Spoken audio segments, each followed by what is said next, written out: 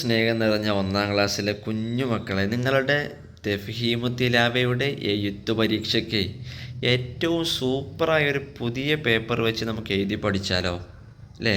നമുക്കിപ്പോൾ പഴയ പുസ്തകമല്ലല്ലോ, പുതിയ പുസ്തകമാണ്. അതുകൊണ്ട് നമുക്ക് പുതിയ മോഡൽ പേപ്പർ വെച്ചിട്ട് തന്നെ പരീക്ഷയ്ക്ക് പഠിക്കണം. നിങ്ങൾ ഒപ്പം വരണം കേട്ടോ. ഒപ്പം നിങ്ങൾ സ്ക്രീനിൽ വിരൽ വെച്ച് എഴുതി അങ്ങനെ നമുക്കിത് പഠിക്കാം കേട്ടോ. നമ്മൾ ആദ്യം എന്താ ചെയ്യേണ്ടത്? നമുക്ക് പേപ്പർ കിട്ടിയ ഉടനെ ഈ ഒരു വലിയ കള്ളി ഉണ്ടല്ലോ, അവിടെ നമ്മുടെ ആ ഒരു സൂപ്പർ പേരില്ലേ, നമുക്ക് ഓരോരുത്തർക്കും നല്ല രസമുള്ള പേരില്ലേ, നിങ്ങൾ ഓരോരുത്തരും നിങ്ങളെ പേര് കമൻറ്റ് ചെയ്തിട്ടോ അത് നിങ്ങൾ എന്ത് ചെയ്യണം, പരീക്ഷയിൽ അറബിയിൽ ഈ കള്ളിയിൽ എഴുതി കൊടുക്കണം. അറബിയിൽ പേര് എഴുതാൻ ഉസ്താദ് പഠിപ്പിച്ചു തന്നില്ലേ, അതുപോലെ സൂപ്പറായിട്ട് എഴുതണം. ഇനി അഥവാ കിട്ടിയില്ല നിങ്ങൾ പേടിക്കൊന്നും വേണ്ട കേട്ടോ, അത് ഉസ്താദ് എഴുതി തന്നോളൂ. അതിന് ശേഷം നമുക്ക് ഒന്നാമത്തെ വർക്ക് നമുക്ക് നോക്കിയാലോ. നിങ്ങൾ ഒപ്പല്ലേ, ഒപ്പം വരണം കേട്ടോ. വിട്ട അക്ഷരങ്ങൾ എഴുതാം എന്നതാണ് ഒന്നാമത്തെ നമ്മുടെ വർക്ക്. അവിടെ നമുക്ക് ചിത്രത്തിൽ 6 ചിത്രങ്ങൾ കാണാം അല്ലേ? താഴെ നമുക്ക് 6 ചിത്രങ്ങൾ കാണാം. എന്തൊക്കെയാണത്? ബോർഡ്, വാതിൽ, കുതിര. നിങ്ങളൊപ്പം പറയും എന്തൊക്കെയാണ്? ബോർഡ്, വാതിൽ, കുതിര, മീന്, ഡോക്ടർ, കാള അല്ലേ? ഇതാണ് 6 ചിത്രങ്ങൾ അല്ലേ? ഇവർക്കൊക്കെ അറബിയിൽ ഓരോ പേരില്ലേ, ആ പേര് ഇവിടെ കൊടുത്തിക്കണ്. പക്ഷെ അതിൽ നിന്നൊക്കെ ഓരോ അക്ഷരങ്ങളോ ഒക്കെ വിട്ടുപോയിട്ടുണ്ട്.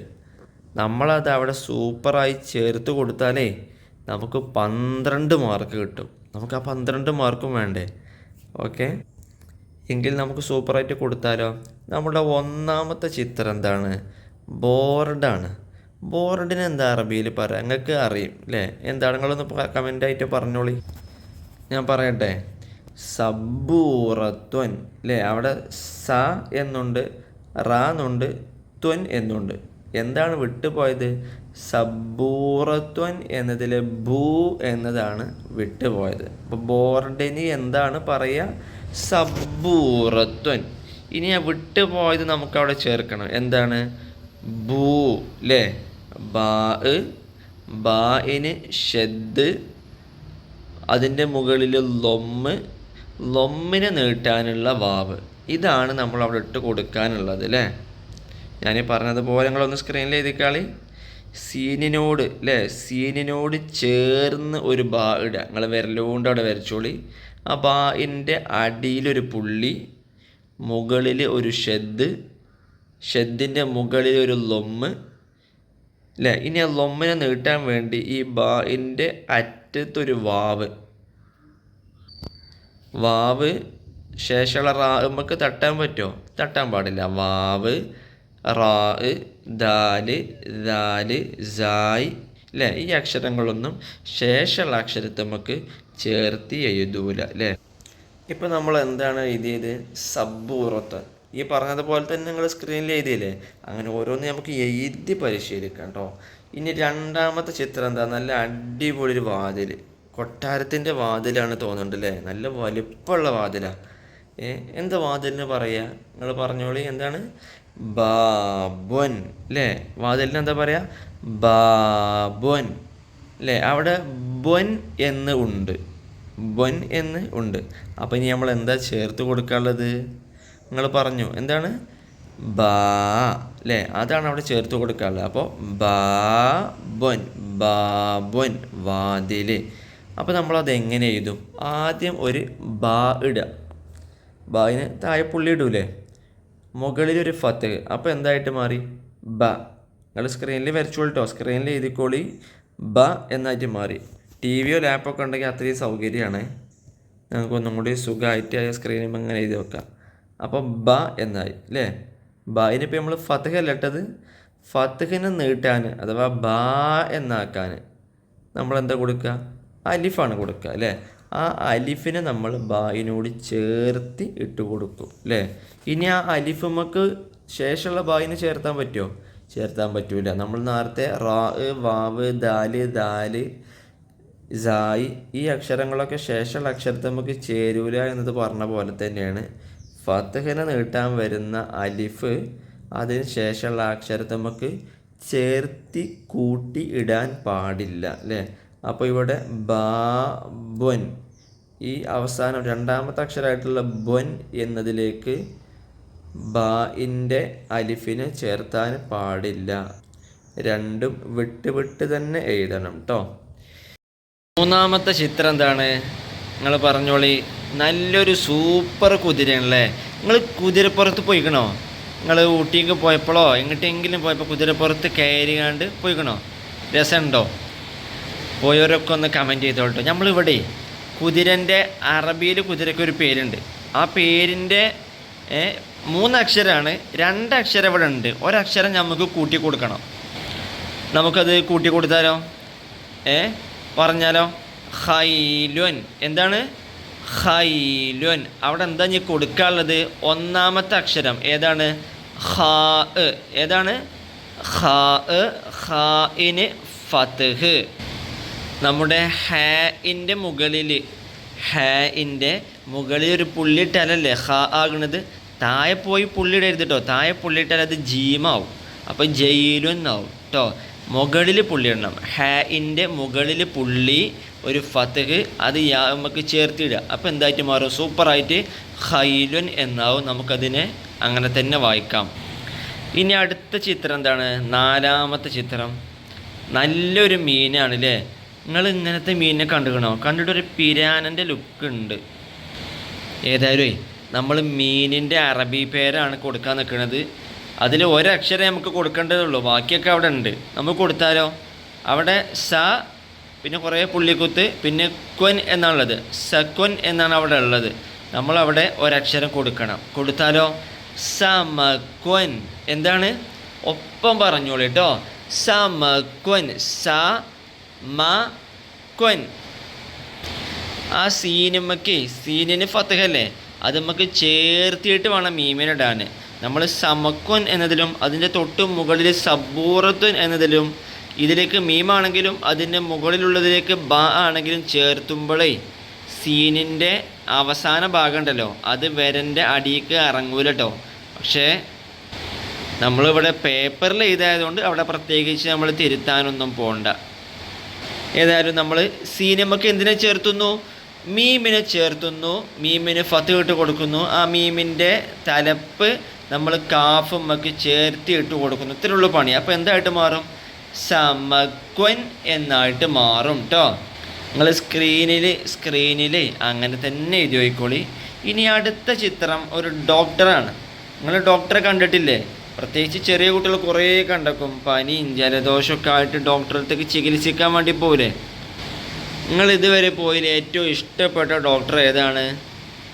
നിങ്ങൾ സാധാരണ ഏത് ഡോക്ടറെ കാണാൻ പോകൽ എന്നുള്ളത് കമൻറ്റ് ചെയ്ത് പോകല് കേട്ടോ. നമുക്ക് ഏതായാലും ഡോക്ടറുടെ അറബി പേര് പഠിക്കാം. അവിടെ എന്തുണ്ടെന്നോ? ബീബൊൻ എന്ന് കൊടുത്തിട്ടുണ്ട്. നിങ്ങൾ കണ്ടത് അത് വായിച്ചാണ്. ബീബൊൻ അല്ലേ. അവിടെ നമുക്ക് ഒരക്ഷരം വിട്ടുപോയിട്ടുണ്ട്. നമുക്കത് കൊടുത്താലോ? അവിടെ നമുക്ക് ത്വാ ആണ് കൊടുക്കാനുള്ളത്. ത്വാഇനൊരു ഫത്ഹും. അപ്പോൾ എന്തായിട്ട് മാറും? ത്വബീബൊൻ. ത്വബീബൊൻ. തെബീബൊൻ എന്ന് പറയരുത് കേട്ടോ മക്കളെ.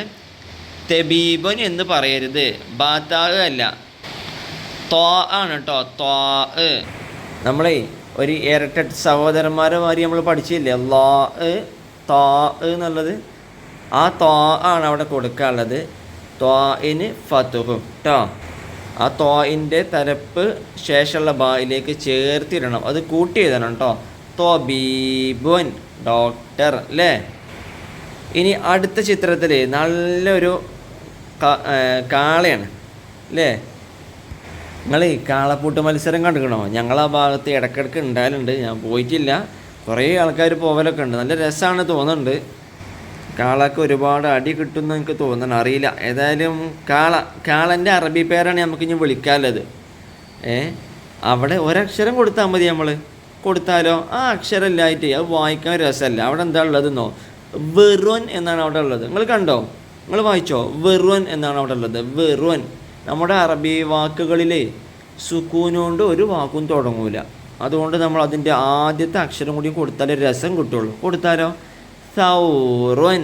എന്താണ്? സൗറൻ. സൗറൻ എന്ന് പറയരുത് കേട്ടോ മക്കളെ. സീനല്ല കേട്ടോ, സാ ആണ്. സാ എങ്ങനെ പറയാന്നോ? എല്ലാവരും നാവിൻ്റെ തലപ്പത്തൊന്ന് തൊട്ടാണ്. വിരൽ വെച്ചോ, വിരൽ വെച്ചിക്കണോ? ആ നാവിൻ്റെ തലപ്പേ നമ്മുടെയൊക്കെ മുകളിലത്തെ മുൻപല്ലില്ലേ അതിൻ്റെ തലപ്പത്തൊന്ന് തട്ടിച്ചോ. എന്നിട്ട് ചെറുതായിട്ട് കാറ്റ് പുറത്തേക്ക് വിടുന്ന രൂപത്തിൽ സാ എന്ന് പറഞ്ഞു നോക്കി. പക്ഷെ ഒരിക്കലും നാവ് അവിടെ തട്ടാൻ പാടില്ല. നാവി നമ്മളെ മുകളിലത്തെ ആ ഭാഗം ഉണ്ടല്ലോ, മുകളിലത്തെ ഭാഗമല്ലേ, അവിടെ പോയി തട്ടാൻ പാടില്ല. അവിടെ തട്ടി പിന്നെയും സൗറൊന്നേ വരുള്ളൂ.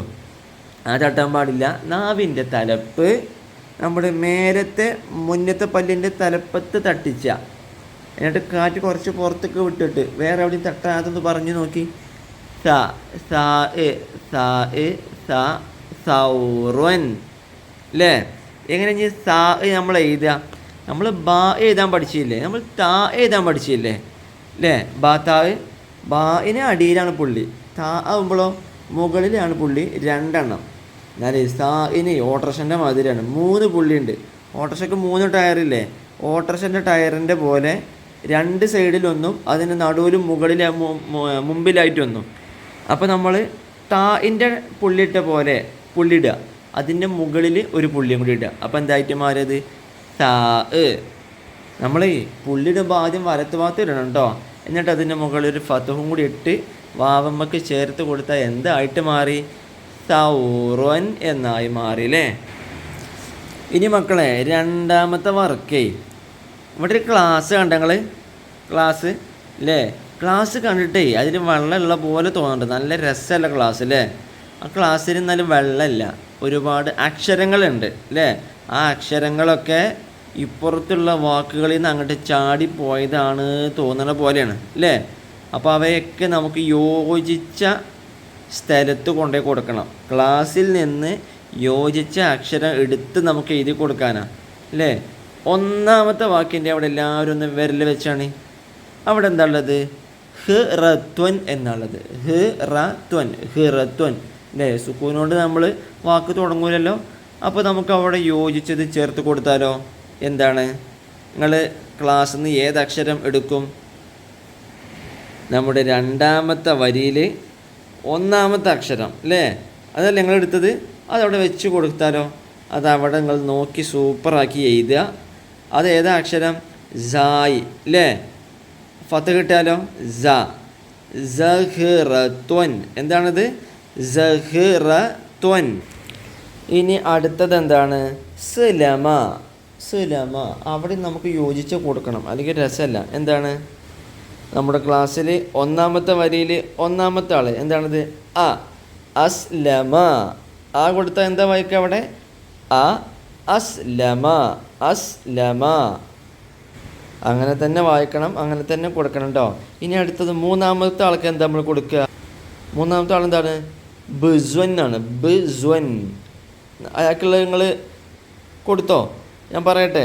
രണ്ടാമത്തെ വരിയിൽ രണ്ടാമത്തെ ആൾ അഥവാ ഹുബ്സ്വൻ.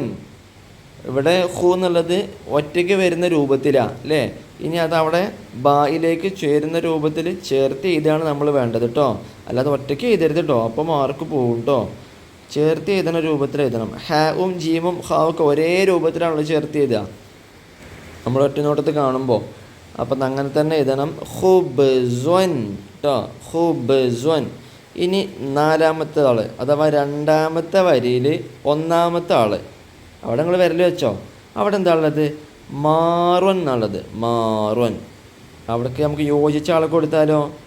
കൊടുക്കല്ലേ? നിങ്ങൾ വിരൽ വെച്ചോ. ശരിയായത് നിങ്ങൾ വിരൽ വെച്ചോളി. പറയാട്ടോ. ഒന്നാമത്തെ വരിയിൽ രണ്ടാമത്തെ ആൾ എന്താണത്? സി അല്ലേ? സി മാറുൻ. എന്താണ്? സി മാറുൻ. സി എന്നതിനെ മീമ് അതിലേക്ക് ചേർത്ത് എഴുതണം കേട്ടോ. കൂട്ടി എഴുതണം, ഒറ്റക്കിട്ട് പോകരുത് കേട്ടോ. ഒറ്റക്കിടരുത്. സി എന്നുള്ളതും അതുപോലെ തന്നെ ഇതിന് ശേഷമുള്ള മീമിനെ ആ സി എന്നുള്ളതിലേക്ക് ചേർത്തി വേണം എഴുതാൻ. അപ്പോൾ സി മാറുൻ. അടുത്ത വാക്കെന്താ? കിറുൻ എന്നാണ് അവിടെ ഉള്ളത്. കിറുൻ. അതിലേക്ക് നമ്മൾ യോജിച്ച് കൊടുത്താലോ? പറയാട്ടോ. രണ്ടാമത്തെ വരിയിലേ മൂന്നാമത്തെ ആൾ എന്താണത്? ദി അല്ലേ? ദി എന്നുള്ളതിനെ നമുക്ക് അവിടെ കൊടുത്താലോ? അപ്പം എന്താ വായിക്കുക? ദിക്റൻ. എന്താണ്? ദിക്റൻ അല്ലേ? ആ ദി എന്നുള്ളത് നമ്മൾ കാഫിലേക്ക് ചേർത്താൻ പറ്റുമോ? ഇല്ല, അത് ഒറ്റയ്ക്ക് തന്നെ എഴുതണം. ദാല് ശേഷമുള്ള അക്ഷരത്തിലേക്ക് കൂട്ടി എഴുതൂല അല്ലേ? ഇനി ലാസ്റ്റ് വാക്ക് നമ്മുടെ ഓപ്ഷൻസിൽ ഏതാണ്? ക്ലാസ്സിൽ ഏതാണ്? ഒന്നാമത്തെ വരിയിൽ മൂന്നാമത്തെ ആൾ അല്ലേ? നിങ്ങളവിടെ വിരൽ വെച്ചില്ലേ? മൂന്നാമത്തെ ആൾ എന്താണത്? ഹി ലാലുൻ എന്നാണ് അവിടെ ഉള്ളത്. നമ്മളത് കൂട്ടി എഴുതുമ്പോഴോ ഹി ലാലുൻ. എന്താണ്? ഹി ലാലുൻ.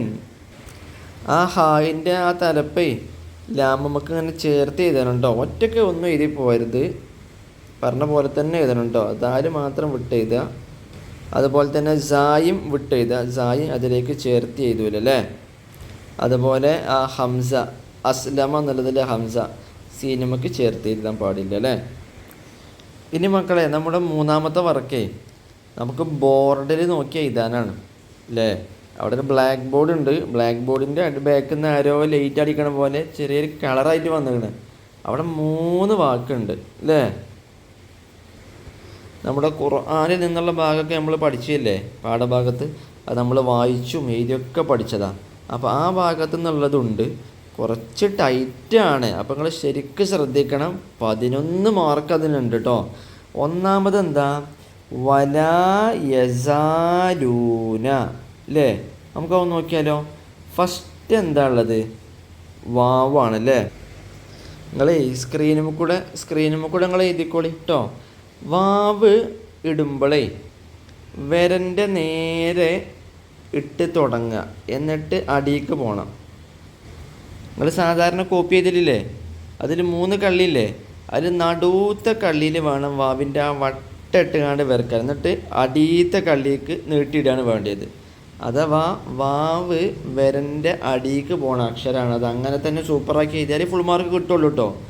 അതിന് തൊട്ട് ശേഷം വാവമ്മക്ക് ഒന്നും ചേർത്ത് എഴുതാൻ പാടില്ല അല്ലേ? അപ്പം ലാമിനെ അതിനോട് ചേർത്താതെ ഇട്ടു. ലാമുമ്പോൾ തന്നെ ലാമിൻ്റെ ഫത്തഹിനെ നീട്ടാനുള്ള അലിഫ് ഇട്ടിക്കണം അല്ലേ? നിങ്ങൾക്ക് ഇംഗ്ലീഷിൽ എക്സ് എഴുതാൻ വയ്ക്കൂലേ? ഏകദേശം അതേപോലെയാണ്. അത് നിങ്ങൾക്ക് മനസ്സിലാവാൻ വേണ്ടി പറയുന്നത് കേട്ടോ. അതേപോലെയാണ് ഇവിടെ ലാമിൻ്റെ ഫത്തഹിനെ നീട്ടാനുള്ള അലിഫിനെ ഇട്ടിക്കണത് അല്ലേ? അതങ്ങനെ തന്നെ പ്രത്യേക രീതിയിൽ ഉസ്താദ് എഴുതി പഠിപ്പിച്ചില്ലേ? തൽക്കാലം നിങ്ങളൊരു എക്സ് എന്നുള്ള പോലെ ആലോചിക്കുക. എന്നിട്ട് അതിൻ്റെ അടിയിൽ കൂടെ ഒരു വരി വരച്ചിട്ട് ഒരു ഉദാഹരണമായിട്ട് എക്സ് എഴുതുന്ന പോലെ വലത്തുനിന്ന് ഇടത്തോട്ട് താഴത്തേക്കൊരു ക്രോസ്, അടിയിൽ കൂടെ വരാം. എന്നിട്ട് വലത്തുനിന്ന് ഇടത്തോട്ടൊരു ക്രോസ് ചെയ്ത് കണ്ട് വരച്ചാക്കിയാൽ മതി. അപ്പോൾ ലാ എന്നായി മാറും. എന്താ അപ്പോൾ നമ്മൾ കൂട്ടി വായിക്കുക? വലാ എന്നാകും കേട്ടോ. ഇനി അലിഫുമ്മക്ക് ഒന്നിനും ചേർത്തൂലല്ലോ, അതുകൊണ്ട് തൊട്ടപ്പുറത്തുള്ള യാഇനെ ചേർത്താതെയാണ് എഴുതിയുള്ളത്. യാഇനെ തൊട്ട് ശേഷമുള്ള സായ് എന്ന അക്ഷരത്തിലേക്ക് ചേർത്ത് എഴുതിയത് കൊണ്ട് തന്നെ യാഇൻ്റെ തലപ്പത്തുള്ള ആ തല ഉണ്ടല്ലോ, കോയിൻ്റെ തല പോലുള്ള തല, അതുണ്ടാവില്ല അല്ലേ? യാഇനെ കൂട്ടി എഴുതുമ്പോൾ ആ ഒരു റൗണ്ട് കോയിൻ്റെ തല പോലുള്ളത് പോകും. ഒരു ബാഇൻ്റെ ഒക്കെ രൂപത്തിലേക്ക് വരും അല്ലേ? ബാ ആകുമ്പോൾ അടിയിൽ ഒരു പുള്ളിയുള്ളൂ. ഇവിടെ യാ ആകുമ്പോൾ 2 പുള്ളിയാക്കി ഇടുക. യായിന് ഫത്ത് കിട്ടു. അയിമക്ക് തന്നെ എന്തിനും ചേർത്തി? സായ് എന്നതിനെയും ചേർത്തി. ഇവിടെ യാ നമ്മുടെ നടുവത്തെ നമ്മുടെ വിരൻ്റെ ഒരേ ലെവലിൽ നിൽക്കുന്ന അക്ഷരമാണ്. നിങ്ങൾ വിരൻ്റെ ലെവലിൽ എഴുതാനും താഴത്തേക്കും മുകൾക്കും പോകുന്ന അക്ഷരങ്ങളൊക്കെ പ്രത്യേകം നിങ്ങൾ എഴുതി പരിശീലിച്ചിട്ടില്ലേ? അതുകൊണ്ട് ഞാൻ ഇങ്ങനെ പറയുന്നത് നിങ്ങൾക്കത് മനസ്സിലാവും ഞാൻ കരുതാണ് കേട്ടോ. എന്നാൽ യായിനോട് ചേർന്ന് വരുന്ന സായി അതെങ്ങനെ ഇട്ടുകണെന്ന് നോക്കുകയാണ്. വിരൻ്റെ മുകളിൽ നിന്ന്, അഥവാ ഒരേ നിരപ്പിലാണ് ലാമിൻ്റെ നിരപ്പ്, യാഇൻ്റെ നിരപ്പ്, അതിന് ശേഷമുള്ള അക്ഷരങ്ങളൊക്കെ ഒരേ ലെവലിലേ വരുന്നത്, അഥവാ വിരൻ്റെ ഒപ്പാണ്. ഈ യായിലേക്ക് ചേർത്തിയ സായി എഴുതി നിങ്ങൾ കണ്ടോ? അത് വിരൻ്റെ ലെവലിൽ നിന്ന് മുകളിൽ നിന്നായിട്ടാണ് തുടങ്ങുന്നത്. അത് തുടങ്ങുമ്പോൾ ഇടത്തുനിന്ന് വലത്തോട്ട് ചെറിയൊരു ചെരിവായിട്ട് തുടങ്ങും. എന്നിട്ട് വിരൻ്റെ അടിയിലേക്ക് വലത്തുനിന്ന് ഇടത്തോട്ടൊന്ന് ചെരിഞ്ഞ് തുടങ്ങും. അടിയിലേക്ക് എത്തുമ്പോൾ ഒന്നും കൂടി ഇടത്തോട്ട് ചെരിച്ച് നീട്ടി ഇടുകയാണ് ചെയ്യുക കേട്ടോ. എന്നിട്ട് അതിന് ഫത്തുവും കൊടുത്തു. അപ്പോൾ യസ എന്നായി. ഫത്തുവിനെ നീട്ടാനുള്ള അലിഫും കൊടുത്തു. ആ അലിഫ് വിരൻ്റെ മേലെന്ന് വിരൻ്റെ നിരപ്പിലേക്ക് എത്തുന്ന രൂപത്തിലാണ് ഇടുക കേട്ടോ. നിങ്ങളിങ്ങനെ എഴുതി പഠിച്ചൊക്കെ ഞാൻ മനസ്സിലാക്കുക കേട്ടോ. നിങ്ങൾക്ക് ഇതിനായിട്ടൊരു ടച്ച് ഇല്ലെങ്കിൽ ഞാൻ പറയണൊന്നും നിങ്ങൾക്ക് മനസ്സിലാവില്ല. ചിലപ്പോൾ ചില കുട്ടിയൊക്കെ മനസ്സിലാവും, ടച്ച് ഇല്ലെങ്കിലും. അത് നിങ്ങൾ ശ്രദ്ധിച്ചോ, ആ വാവിൻ്റെ വട്ടം, ലാമിൻ്റെ അടിഭാഗം, യാഇൻ്റെ അടിഭാഗം, അലിഫിൻ്റെ അടിഭാഗം, ശേഷമുള്ള ലാമിൻ്റെ അടിഭാഗം ഒക്കെ ഒരേ ലെവലിലാണ് വരുന്നത്. അതാണ് പറഞ്ഞത് കേട്ടോ. അപ്പോൾ അലിഫ് അതിൻ്റെ മുകളിലത്തെ ലെവലിൽ നിന്ന് ആ വരൻ്റെ നിരപ്പിലേക്ക് എത്തുന്ന രൂപത്തിലാണ് ഇട്ടുള്ളത്. ഇനി അതിന് ശേഷമുള്ള ലാമോ അലിഫ് നമുക്ക് തട്ടിച്ചിടുമോ? തട്ടിച്ച് ഇടൂല. അത് മാത്രമല്ല, അലിഫിട്ട് അതേപോലെ തന്നെയുള്ള ലാം വരൻ്റെ മേലത്തെ വരിൻ്റെ നിരപ്പിൽ നിന്ന് തുടങ്ങി വരമ്മക്ക് എത്തുന്ന രൂപത്തിൽ ഇട്ട് അതുമ്മക്ക് തന്നെ വാവിനും ചേർത്തി വാവ് വരൻ്റെ അടിയിലേക്ക് പോകുന്ന രൂപത്തിലാണ്. ലാമിന് ലൊമ്മ ഇട്ട് കൊടുത്തു. ശേഷം നൂന് അവസാനത്തെ അക്ഷരമായതുകൊണ്ട് നൂന് ഒരേ നിരപ്പിലല്ല വരിക. നൂന് വരൻ്റെ നിരപ്പെന്ന് കുറച്ചും കൂടി അടിയിക്കായിട്ട് കുറച്ച് റൗണ്ടാക്കിയാണ് നൂനെ അവസാനത്തെ അക്ഷരമായിട്ട് നൂന് വരുമ്പോൾ ഇട്ട് കൊടുക്കുക കേട്ടോ. ഇവിടെ അങ്ങനെ തന്നെയാണ് ഇട്ട് കൊടുത്തിരുന്നത്. അല്ലെങ്കിൽ ഈ വാക്കിൻ്റെ ഇടയിലൊക്കെ ആണെങ്കിൽ ഈ യാ ഒക്കെ ഇട്ട പോലെ ചെറിയ നൂനായിട്ടാണ് വരിക വരൻ്റെ ഒരേ ലെവലിൽ. അപ്പോൾ അതങ്ങനെ തന്നെ ഇടണം, എന്നാലും നിങ്ങൾക്ക് സൂപ്പറായിട്ട് മാർക്ക് പുസ്തകത്ത് തരുള്ളൂ കേട്ടോ. മാത്രമല്ല അവിടെ ഇടുമ്പോഴേ ആ വാവും നൂനും ചേർത്ത് ചെയ്തരുത് കേട്ടോ. വാവിലേക്ക് ശേഷമുള്ള അക്ഷരത്തെ ചേർത്തൂല കേട്ടോ. നൂനിൻ്റെ പുള്ളി ഇടുക, ഫത്തവും സൂപ്പറായിട്ട് ഇടുക. നമുക്ക് എന്ത് വായിക്കാം? വലാ യസാലൂന എന്ന് വായിക്കാം കേട്ടോ. ഇനി രണ്ടാമത്തെ വാക്ക് എന്താണ്? മലി അ. അത് നമ്മൾ ശ്രദ്ധിച്ച് എഴുതണം. മലി അ. ഫസ്റ്റത്തെ അക്ഷരം ഏതാണ്? മീമ്. മീമിനെ ലാമിലേക്ക് ചേർത്ത് എഴുതാണ്. അപ്പോൾ വരൻ്റെ നിരപ്പ് കൂടെ നേരെ പോയിട്ട് ലാമിൻ്റെ അടിയിലേക്ക് ചേർത്തി കൊടുക്കുക. എന്നിട്ട് ലാമ് നമ്മളെ വരൻ്റെ മേലെന്ന് അടിയിലേക്ക് വരുന്ന അക്ഷര ആ ലാമുമ്മെന്ന് തന്നെ യാ ഉമ്മലാണ്, ബാ ഉമ്മലാണ്, ബാ ഉമ്മല്ല യാൻ്റെ രൂപത്തുമെന്നാണ് ഹംസ ഇട്ടിക്കണത്. കാരണം എന്താ? അതിൻ്റെ തൊട്ട് മുമ്പ് കസറ. ആർക്കാ കസറുള്ളത്? ലാമിന് കസറാണ് അല്ലേ.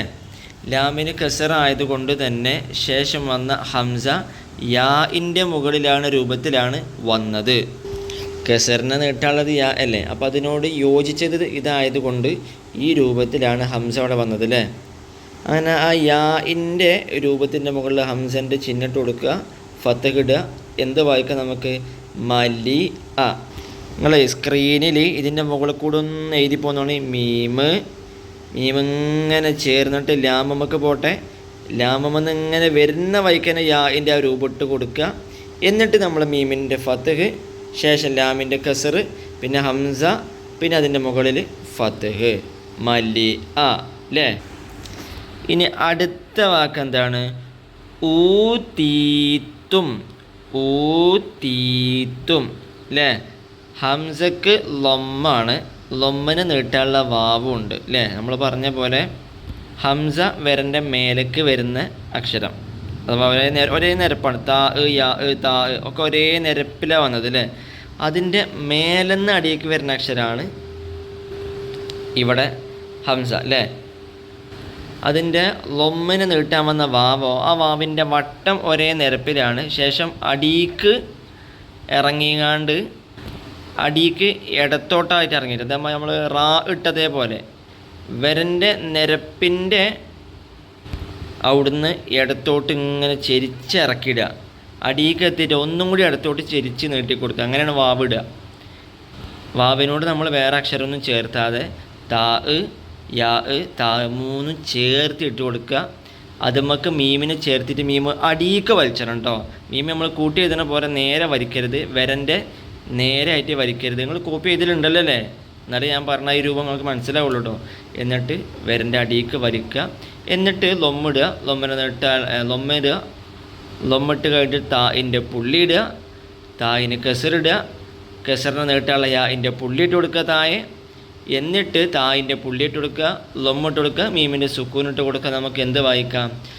ഊതീത്തും എന്ന് വായിക്കാം കേട്ടോ. ഇതേ രൂപത്തിൽ തന്നെ എഴുതണേ.